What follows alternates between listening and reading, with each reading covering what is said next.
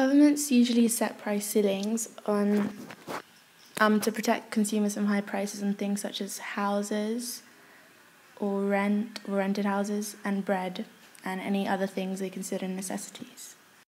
So this is how I remember it.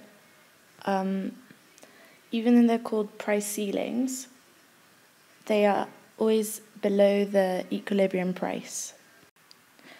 Now I'm going to apply this idea to a graph. Okay, so I've already set up the graph. This shows the price ceiling on housing by the government. So as you can see, PE is the kind of grey line through the supply and demand curve, which is the price at equilibrium. And then the green line is the price ceiling set on housing by the government. So what this does is it brings Q1 to there and Q2 to there.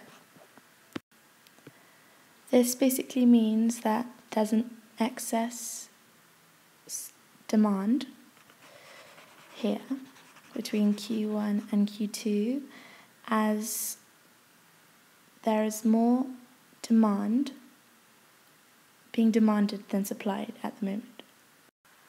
We can see QE has increased to Q2 because of this increase in demand.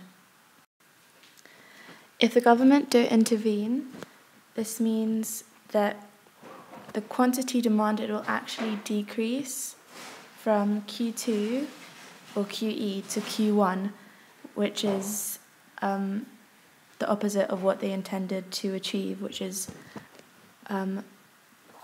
lower prices on housing for more people.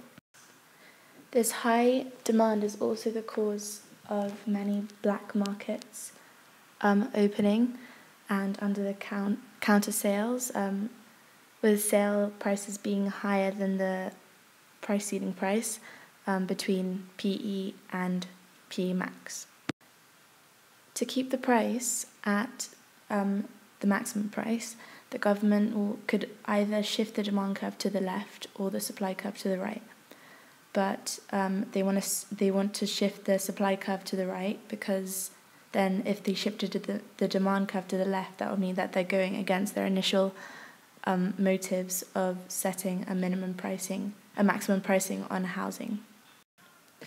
So ways they could shift the supply curve to the right are by subsidizing the producers of housing or producing housing themselves, or if they had some, I don't think this is possible with housing, but with agricultural things such as food,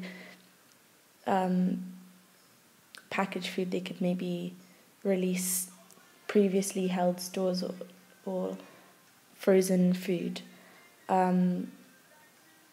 So I've drawn the new supply curve on the right and at the optimal price.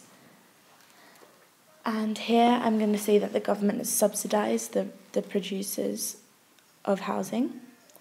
But the negative effect of this is that, actually not negative effect, the opportunity cost is that the government, instead of spending money in other areas such as education and health, are spending more money on this housing because they subsidised it.